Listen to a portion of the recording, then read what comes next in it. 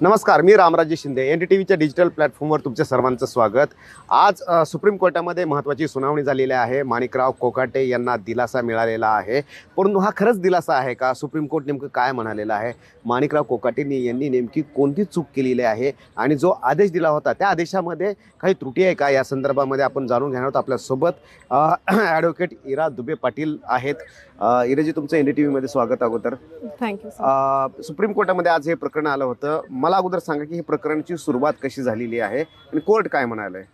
सुरुवात सर 1989 मध्ये झालेली आहे, जेव्हा इकॉनॉमिकल वीकर सेक्शनची जी हाऊसिंग स्कीम आहे त्या हाऊसिंग स्कीमसाठी कोकाटे साहेबांनी ॲप्लिकेशन केलं होतं. आता त्या स्कीमचा मेन एलिजिबिलिटी क्रायटेरिया असा आहे की तुमचं इन्कम, वार्षिक इन्कम 30,000पेक्षा कमी असायला पाहिजे. बरोबर.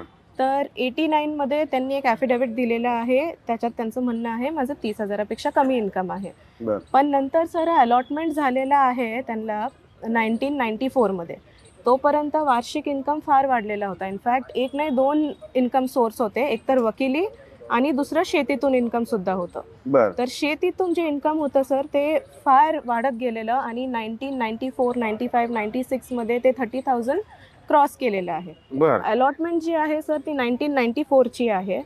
अलॉटमेंटच्या वेळेस इन्कम 30,000च्या वर गेलेलं आहे. आता 94चं एक हाऊसिंग बोर्डचं लेटर सुद्धा आहे की त्यावेळेस ज्यांचं अलॉटमेंट 1990च्या नंतरचं आहे त्यांचं इन्कम 30,000पेक्षा कमी असायला पाहिजे. आता ॲडमिटेडली ह्या केसमध्ये 94 मध्ये अलॉटमेंट आहे. तर 94 मध्ये कुठलाही इन्कम ॲफिडेव्हिट फाईल केलेला नाही आहे.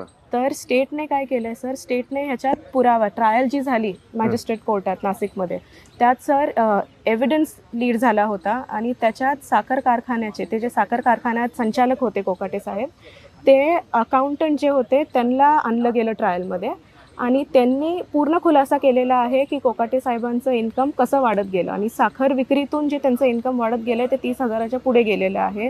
रेलेव्हंट इयर 93-94 मध्ये सर अराउंड 35,000 पर्यंत गेलं होतं. त्याच्या पुढच्या वर्षात डायरेक्ट 1 लाख क्रॉस होत आहे सर. ओके, म्हणजे 1 लाख क्रॉस केलेलं. उत्पन्न असताना फक्त इथं दाखवलं 30,000 आहे. 30,000 आहे. ओके. तर असं करून सर फ्लॅट घेतलेले आहेत इकॉनॉमिकल वीकर सेक्शन ह्या स्कीम मध्ये, जे फक्त इकॉनॉमिकल वीकर सेक्शन साठी होते. तर एलिजिबिलिटी नसतानाही घेतले. मग सर चीटिंगची केस झाली त्यांच्यावर. मग त्याच्यात 2 वर्षाची सजा मॅजिस्ट्रेट कोर्टाने सुनावली. तीच पुढे सेशन्स कोर्टात कधी झाली होती चिटिंगची केस? आणि ही सर 30 वर्ष जुनी केस आहे. त्याचा निकाल आता फेब्रुवारी-मार्च मध्ये लागला होता. मॅजिस्ट्रेट कोर्टने 2 वर्षाची सजा सुनावली. तेच मॅटर मग कोकाटेंनी चॅलेंज केलं पुढे सेशन्स कोर्टात. सेशन्स कोर्टाने सुद्धा ती सजा, काही सेक्शन त्यातले गुन्हे कमी करून चीटिंगची केस कायम ठेवली आणि 2 वर्षाचा गुन्हा हा कायम ठेवला आहे.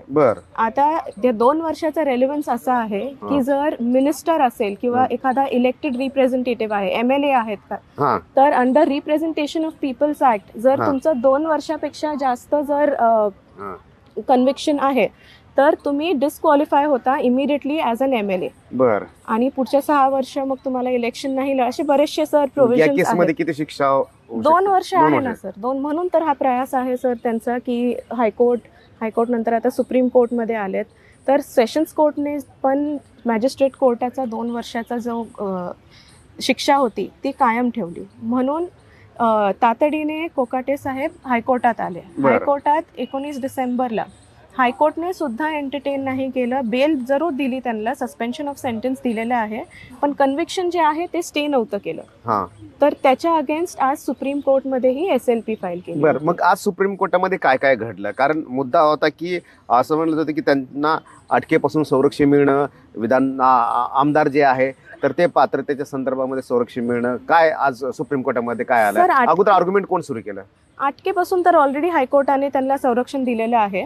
पण जे कन्व्हिक्शन आहे ती स्टे नाही केलेली, हायकोर्टने स्टे नव्हती केलेली. तेच त्यांनी आज सुप्रीम कोर्टात चॅलेंज केलं. आज सुप्रीम कोर्ट सर आता सध्या सुट्टीवर असल्यामुळे फक्त एक वेकेशन बेंच बसलेला आहे. वेकेशन बेंचने मेरिटवर न जाता आज मॅटर मेरिटवर नाही गेलं. फक्त ब्रीफली 2-5 मिनिटं आर्ग्युमेंट्स ऐकून कोर्टाने सध्या स्टे दिलेला आहे पुढच्या तारखेपर्यंत. पुढच्या तारखे स्टे टू द इफेक्ट की कोकाटे साहेबांचं जे रिप्रेझेंटेशन ऑफ पीपल ॲक्टमध्ये आहे की 2 वर्षाचं सजा असली तर तुमची आमदारकी जाते. तर त्या गोष्टीवर फक्त स्टे दिलेला आहे. आमदारकी कायम राहणार आहे पुढच्या तारखेपर्यंत, फक्त एवढाच सर आज निर्णय झालेला आहे. बर, परंतु मग कोर्ट हे पण म्हटले की जे पॉवर्स आहेत आमदारांचे ते वापरता येणार नाही, म्हणजे याचा अर्थ काय? सर बेसिकली हे रिप्रेझेंटेशन ऑफ पीपल ऍक्ट जे आहे हे अब्यूज ऑफ पॉवर जे आहे ती कंट्रोलमध्ये आणण्यासाठी आहे. बर, तर कोर्टाने इन अ वे सर तसंच इंटरप्रिटेशन केलेलं आहे आणि जरी स्टे दिलेला आहे तरी पॉवर्सवर कंट्रोल आणलेला आहे. हे पॉवर्स कोणत्या असतील, म्हणजे काय म्हणायचं याला की कोणतेही पद घेता येणार नाही का, आमदारकीचे जे पॉवर्स दिलेले असतात त्याचा वापर करता येणार, कोणते पॉवर्स आहे?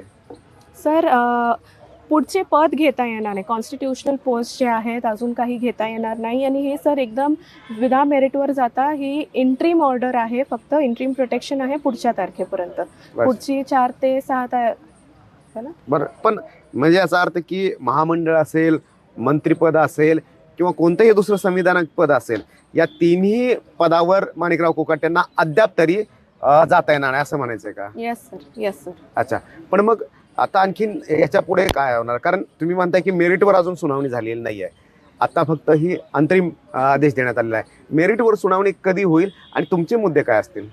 सर 4 ते 6 आठवड्याची तारीख मिळणं असं संभावना आहे.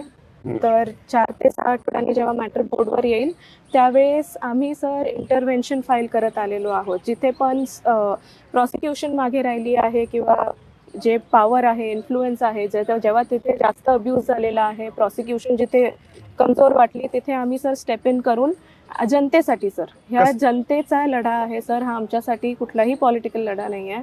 जनतेसाठी आम्ही इंटरव्हेन्शन फाईल करून स्टेप इन करून जो एव्हिडन्स आहे, कॉन्क्रीट एव्हिडन्स आहे, जो मॅजिस्ट्रेट कोर्टाने, सेशन्स कोर्टाने अपहेल्ड केलेला आहे, तोच सर आम्हाला कोर्टासमोर आणायचा, एवढीच आमची. बरं, पॉवर जे आहे ते त्याचा कसा मिसयूज झाला किंवा अब्यूज कसं झालेला? तुम्ही म्हणलं पॉवरचा राज्यामध्ये अब्यूज होतोय, कसं? सर हे इकॉनॉमिकल वीकर सेक्शनसाठी जी स्कीम आहे ही ह्याचा अब्यूज झालेला आहे सर. जेव्हा इन्कम एवढा हाय असताना सुद्धा, जेव्हा ह्यांचा पॉवर होती सर, इन्फ्लुएन्स असताना ते फ्लॅट्स अवेल करून घेतलेले आहे जेव्हा ते एलिजिबल सुद्धा नव्हते त्यासाठी. तर हे सर अब्यूज आहे. पब्लिक प्रॉसिक्युटर कडून काय वाटतं की तुम्हाला काय दबाव आहे काय किंवा कसं? नाही सर, दबाव देखील जाणवतो, म्हणून सर जिथे कमी पडतो तिथे आम्ही आहोत. आम्ही जनतेसाठी सगळं, आम्ही कुठलाही पुरावा जे आहेत सगळे कोर्टासमोर आणतो आणि फेअर हिअरिंग व्हावं सर, बस एवढीच आमची अपेक्षा आहे. अच्छा, म्हणजे मेरिटवर यापुढे आणि सर जे मिनिस्टर्स आहेत किंवा आमदार आहेत ज्यांच्याकडे रिस्पॉन्सिबल पोस्ट आहे, समाजासाठी कर्तव्य आहे ज्यांचं, त्यांनी सर चेकमध्ये राहावं किंवा त्यांनी एखादी प्रोसेस लॉ अब्यूज करू नये सर, बस एवढंच आमचा प्रयास आहे. बिलकुल, आणि त्यासाठीच इरा दुबे पाटील या सुप्रीम कोर्टामध्ये आलेल्या आहेत. आता पुढे जी सुनावणी होईल त्या सुनावणीमध्ये काय होते हे पाहावं लागेल, परंतु तात्पुरता तरी माणिकराव कोकाटे यांना दिलासा म्हणावा लागेल. परंतु आपल्या शक्तींचा, आपल्या अधिकाराचा वापर सुद्धा त्यांना करता येणार नाही, ही सुद्धा मर्यादा सुप्रीम कोर्टाने घालून ठेवली आहे. कॅमेरामॅन सत्यम सह रामराज शिंदे, NDTV दिल्ली.